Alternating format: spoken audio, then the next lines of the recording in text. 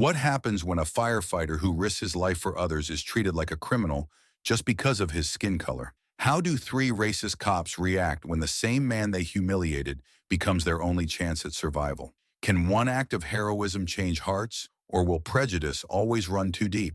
Flames consumed the apartment building, turning the night sky into an angry orange. Thick black smoke billowed out of the second floor, choking the air. Sirens wailed. People screamed. The fire was alive, hungry, and it wasn't stopping. Inside the burning structure, Darnell Carter moved fast, his breath steady behind his mask. Every second mattered. A child was trapped somewhere in the smoke, their cries barely cutting through the crackling wood and collapsing walls. "Carter, you see anything?" His captain's voice crackled through the radio. Darnell crouched low, sweeping his flashlight across the room. His pulse pounded, but his hands were steady. Then, a movement. A tiny, trembling figure curled in the corner, arms wrapped around a stuffed bear. "I got her," Darnell radioed back. The floor beneath him groaned, ready to cave. No time to hesitate. He lunged forward, scooping the little girl into his arms. She clung to him, her sobs muffled against his jacket. "It's okay," he murmured. "I got you." The fire roared louder, as if angry that he was taking its prize. Darnell tightened his grip and sprinted toward the exit. The moment he burst outside, cool air hit his face. The girl gasped, coughing hard, but she was alive. Applause erupted from the gathered crowd. Her mother sobbed in relief, rushing forward to take her child. Darnell barely registered the pat on his back from another firefighter. He pulled off his helmet, sucking in deep breaths. Another life saved. That's what mattered. "Hell of a job, Carter," his captain said. "You keep making us look good." Darnell just nodded. This was the work, the reason he put on the uniform. Hours later, exhaustion clung to him. He had showered off the smoke and sweat, but the weight of the shift still pressed down. He needed coffee, strong and hot. A small diner on the corner caught his eye. The neon sign buzzed, flickering, as if unsure if it wanted to stay on. He pulled into the lot, stretching his tired muscles before stepping out. The place smelled like fresh coffee and greasy bacon. A low hum of conversation filled the air. Darnell walked in, wearing his Navy firefighter hoodie, his badge tucked into his pocket. He just wanted to sit in peace, enjoy his coffee, and finally relax. But as soon as he stepped inside, he felt it, the shift in the air. At a booth near the counter, three white cops sat, their conversation pausing as they noticed him. Their eyes swept over him, scanning, judging. Darnell had felt this before. He ignored it and walked to the counter. The waitress, Tanya, a black woman in her 40s, smiled warmly. "What can I get you, hun?" "Just a coffee," he said. "Black." She nodded and poured. Simple, easy, but behind him the murmurs started. Low chuckles, the unmistakable sound of mockery. Darnell sighed, gripping his cup. He was too tired for this, but whether he wanted it or not, trouble had found him. Darnell took a slow sip of his coffee, savoring the warmth. The diner was quiet except for the soft clatter of silverware and the occasional burst of laughter from a far-off table. But behind him, a different kind of conversation had begun, one meant for him to hear. "You sure he's a firefighter?" one of the cops muttered, his voice thick with condescension. Darnell didn't turn around. He had dealt with men like this before. He knew their type, the ones who saw his skin before his badge, before his work, before his worth. "Looks more like a linebacker than a fireman," another voice snickered. "Bet he got in on one of those diversity quotas," a third chuckled. "Probably never even ran into a real fire." Darnell clenched his jaw, but his hand stayed steady. He focused on his coffee. He wasn't here to fight. He wasn't here for them. The waitress, Tanya, shot him a knowing glance as she wiped down the counter. She'd seen this scene play out before. Her grip on the rag tightened, but she said nothing. She knew how these things went. Behind him, a chair scraped against the floor. Heavy boots stomped closer. Darnell took another sip. A presence loomed over him. "Hey, buddy." The voice was full of smug confidence. Darnell sighed and turned his head slightly. Officer Reed, tall, broad-shouldered, with a cocky smirk that screamed entitlement. His uniform was crisp, but his badge didn't make him respectable. "You hear us talking?" Reed asked, tilting his head. Darnell met his gaze, calm, unshaken. "I heard something. Didn't sound important." The smirk faltered. The other two cops chuckled, watching. "Big guy like you," Reed continued, resting a hand on the counter. "Must have an interesting story. Firefighter, huh?" Darnell nodded. "That's right.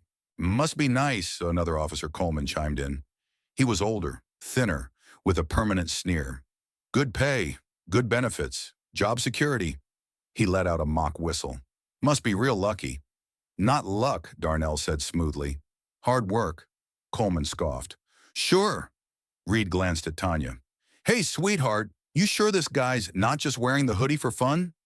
Tanya froze mid-wipe, her eyes flickering to Darnell. He gave her the slightest shake of his head, telling her to let it go. I'm sure, she muttered, turning away. Reed wasn't done. He stepped closer.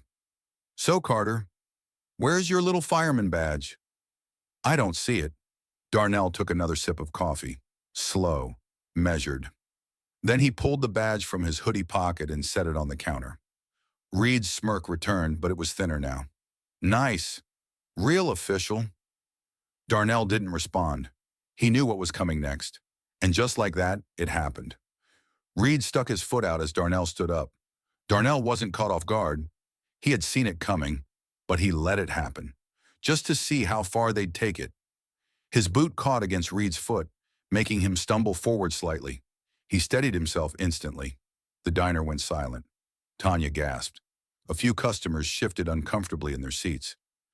Reed leaned back against the counter, grinning. Whoa, big guy. Watch your step. Coleman laughed. Clumsy for a firefighter. Darnell turned slowly.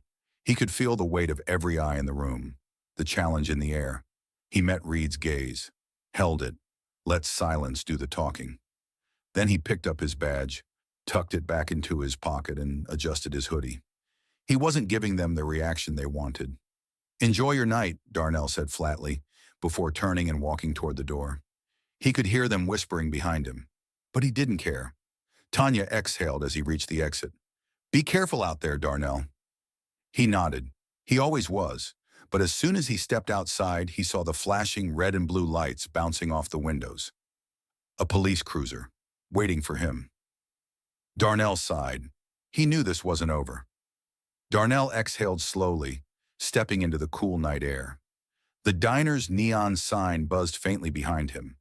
He had expected the cops inside to give him trouble, but now, as he saw the flashing red and blue lights bouncing off his truck's side mirror, he knew they weren't finished.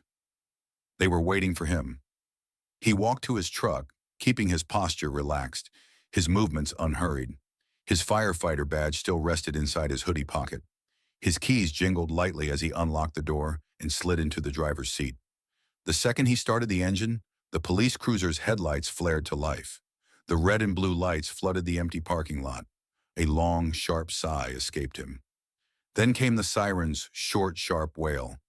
Darnell didn't even hesitate. He pulled out of the lot and eased onto the road, knowing full well that within seconds the police car was right behind him. He wasn't speeding. He hadn't broken any traffic laws. But that didn't matter.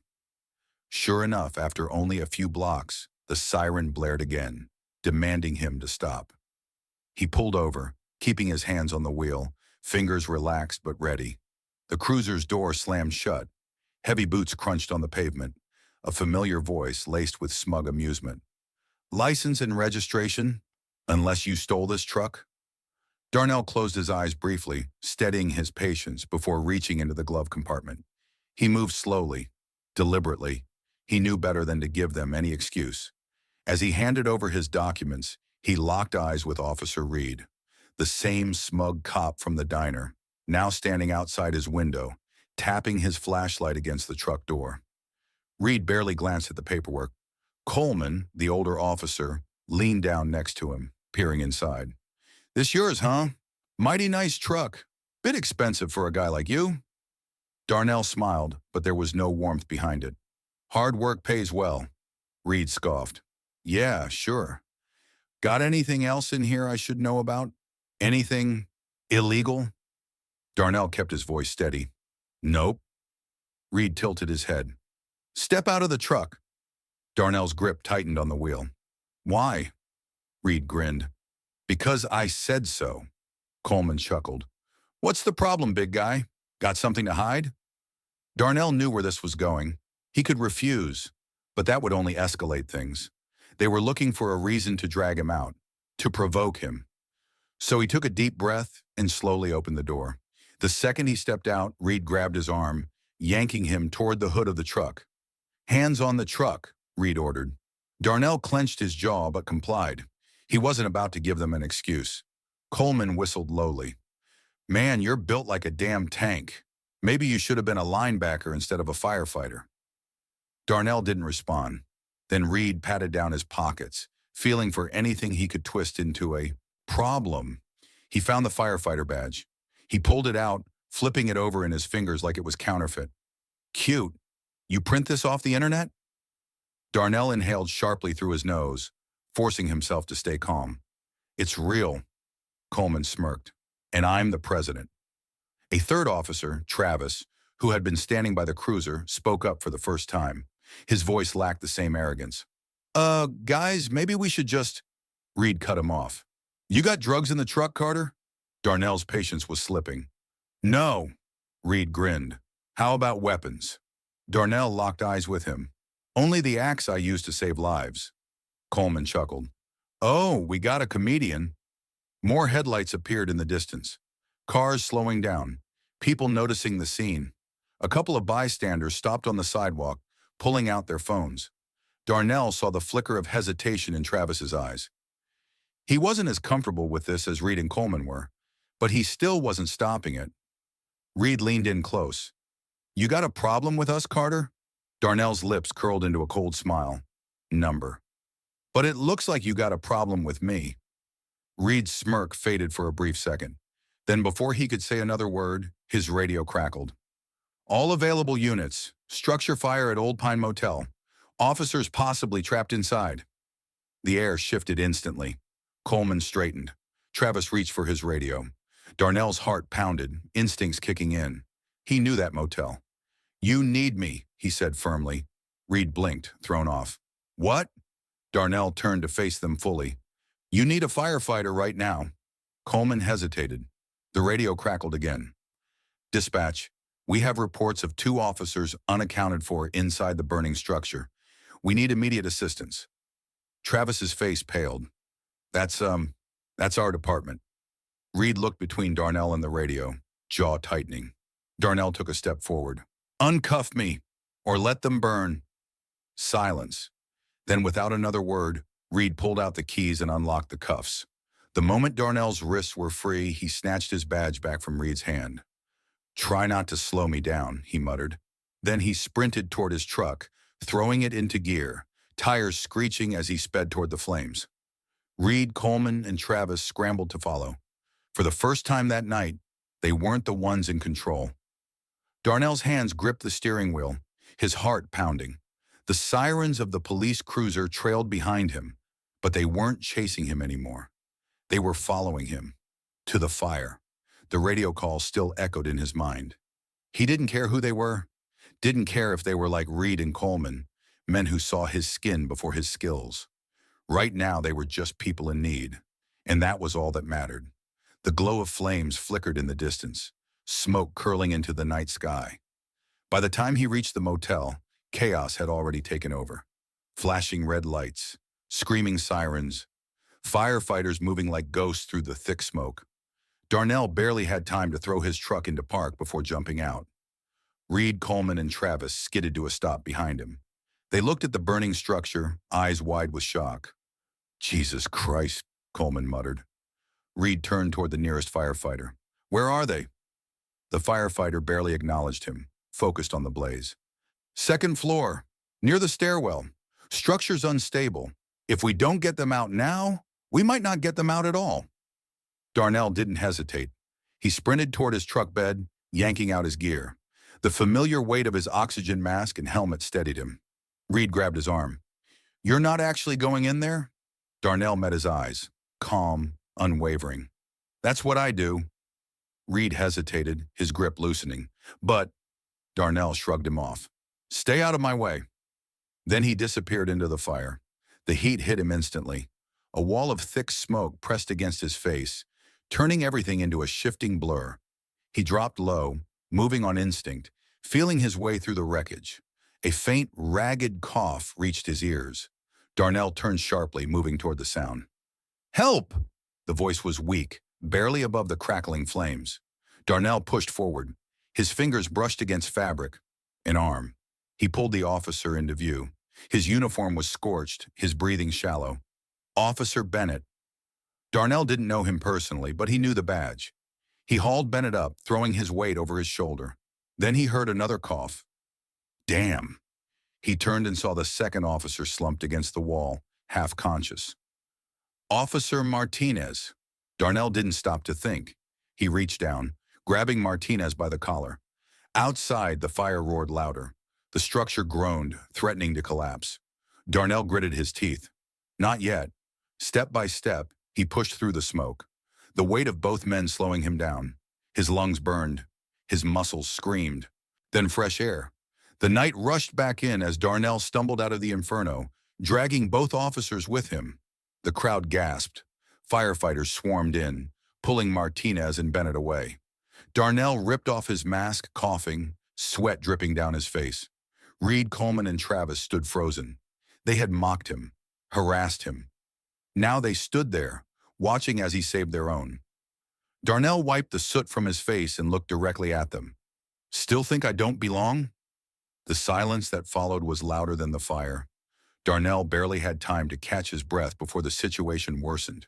The flames inside the Old Pine Motel were growing wilder, spreading through the structure like a living beast. The roof groaned under the pressure, beams cracking, windows bursting as the fire sucked in more oxygen. The officers Darnell had pulled out, Bennett and Martinez, were now in the hands of the paramedics, barely conscious but alive. They were lucky, but the fire wasn't done yet. A panicked voice crackled over the firefighters' radio. Fire's spreading fast. We need backup. If we don't contain it, the whole building's coming down. Darnell turned toward the wreckage. His training kicked in. There were still firefighters inside. Some were working to put out the flames, but others were searching for any remaining civilians. His instinct screamed at him, "Go back in." But before he could move, a firm hand grabbed his arm. It was Reed. Darnell expected him to say something racist, something ignorant. Instead, for the first time, Reed's face wasn't filled with arrogance. It was fear. "You can't go back in," Reed said, his voice tight. "That place is about to collapse." Darnell shook him off. "Then I better move fast." He turned back toward the inferno, ready to charge in again. But this time something stopped him. Not fear, not hesitation. Screams. From inside. And they weren't firefighters. Darnell's stomach dropped. Someone was still in there. He didn't wait for permission, didn't wait for orders. He sprinted forward, ignoring the heat, the smoke, the deafening crackling of the burning wood. "Darnell!" Someone shouted behind him, but he was already gone. Inside was worse than before. The heat was suffocating. The floor beneath his boots was unstable, shifting with every step. His mask helped filter out the thick smoke, but his vision was still limited. Then he heard it again, a child's scream. His pulse spiked. Darnell pushed forward, following the sound. His body moved on instinct, one step at a time, careful but quick. A wrong step, and the floor could give way beneath him. He turned a corner and spotted them. A woman clutching a young boy, trapped in a corner as flames closed in around them. She looked up, eyes filled with terror. "Help us!" she cried. Darnell moved fast. He stepped into the burning room, shielding his face from the heat. "Can you walk?" he shouted over the roar of the fire. The woman coughed violently but nodded. I think so." He reached out, gripping her arm, helping her to her feet. The boy, no older than 6, clung to her, sobbing. Darnell crouched, locking eyes with the child. "I need you to be brave for me, okay?" The boy nodded, tears streaming down his soot-covered face. Darnell picked him up, securing the child against his chest, then wrapped an arm around the mother. "Stay close," he ordered. The exit was only 20 feet away. 20 feet through a collapsing, burning nightmare. Darnell moved quickly, guiding them through the thick smoke. The woman coughed, struggling to keep up, but he kept her steady. A loud crack echoed through the air. Darnell turned just in time to see a burning beam snap from the ceiling, falling right toward them. He reacted instantly. With one powerful shove, he pushed the woman forward, out of harm's way. But he wasn't fast enough to avoid it himself. The beam slammed into his shoulder, searing through his jacket, sending a shockwave of pain through his body. Darnell gritted his teeth, barely suppressing a scream. The heat was unbearable, the weight crushing, but the boy in his arms was still safe, and that was all that mattered. Summoning every ounce of strength, Darnell shifted his weight, wrenching himself free from beneath the burning beam. His shoulder screamed in protest, but he didn't stop. The exit was right there.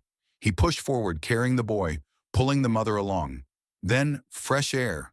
They burst out of the motel, stumbling onto the pavement as the flames behind them roared hungrily. The moment they hit the open air, firefighters rushed in, grabbing the woman and child, checking them for injuries. Darnell dropped to one knee, his body aching, lungs burning. Then applause. He looked up. People.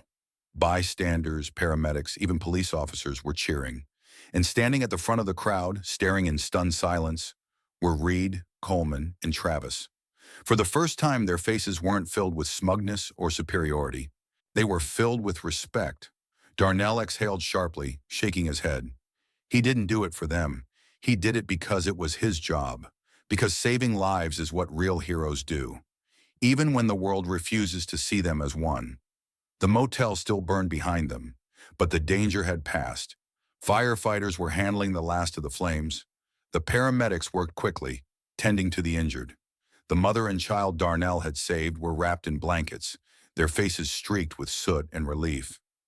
Darnell sat on the edge of an ambulance, his shoulder aching from where the burning beam had struck him. His jacket was ruined, his hands blistered, but he was alive. More importantly, so were the people he'd pulled out of that fire. He glanced up and saw them. Reed, Coleman, and Travis stood a few feet away, silent, staring. They weren't laughing now. Darnell met Reed's eyes. The man who had humiliated him, the man who shoved him onto the hood of his own truck, doubting his identity, his worth. Now Reed looked like a man who had just been proven wrong in the worst way possible. Travis was the first to break the silence. He exhaled sharply, running a hand over his face.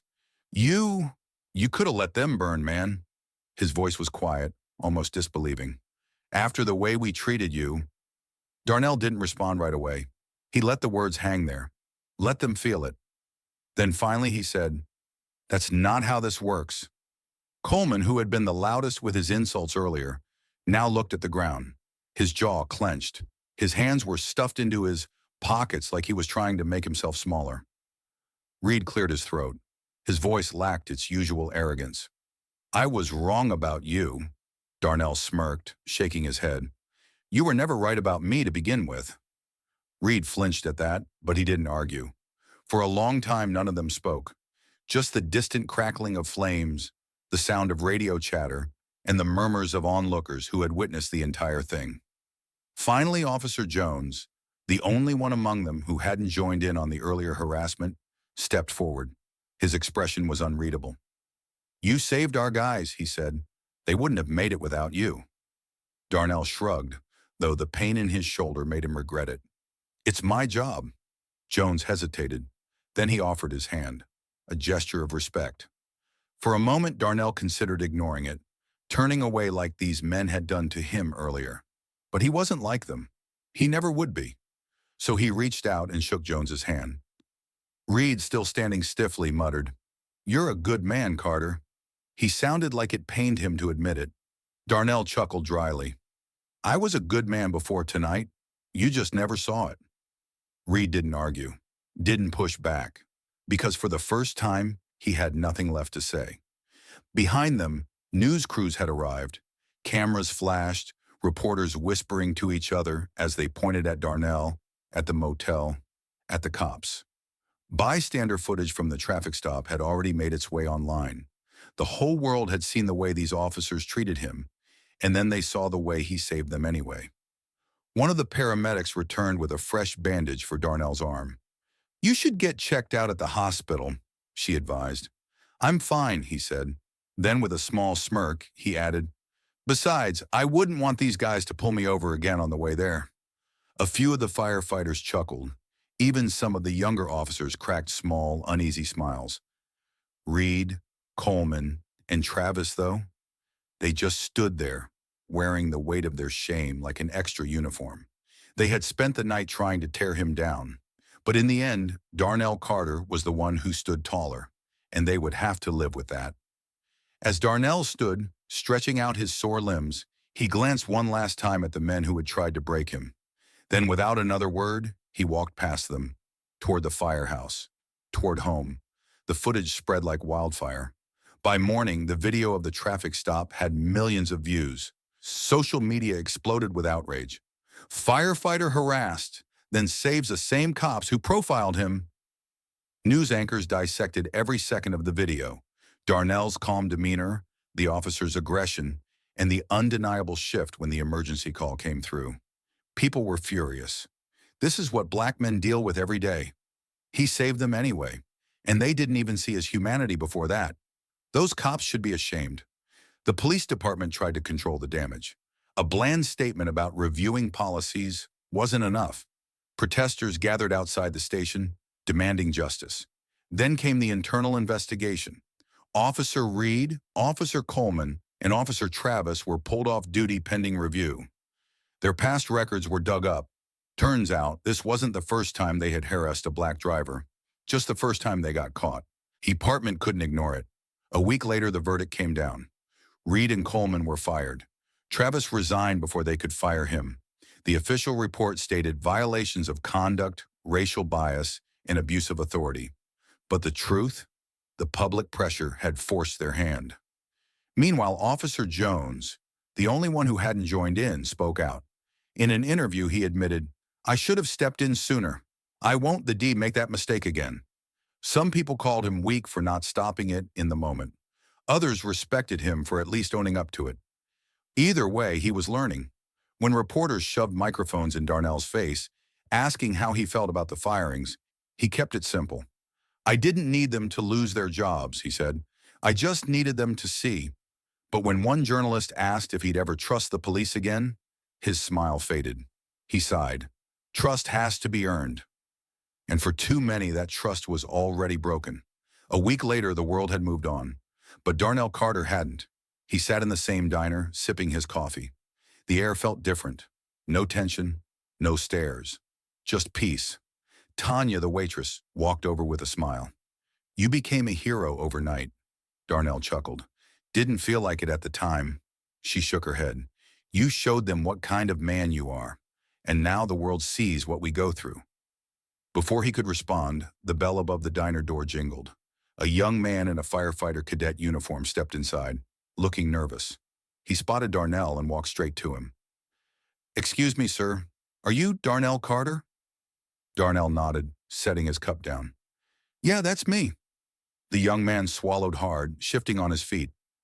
"I just started at the academy. I saw what happened, what you did. It made me want to be better, to serve the right way." Darnell studied him for a long moment, then nodded. "That's good. Real good." He extended his hand. "What's your name, kid?" "Marcus." Darnell shook his hand firmly. "Marcus, listen to me. This job, it's about saving lives. Doesn't matter whose, doesn't matter what they look like. You got that?" "Yes, sir." "Good." Darnell released his grip and grabbed his coffee. "Then welcome to the Brotherhood." Marcus grinned, nodding before heading to the counter. Tanya leaned in. "Looks like you're inspiring the next generation." Darnell smirked. "Guess that makes up for the last one." He finished his coffee, dropped a tip on the table, and stood up. As he walked outside, the air was crisp, the sky open. He had no control over how the world saw him, but he had control over how he moved through it, and that was enough.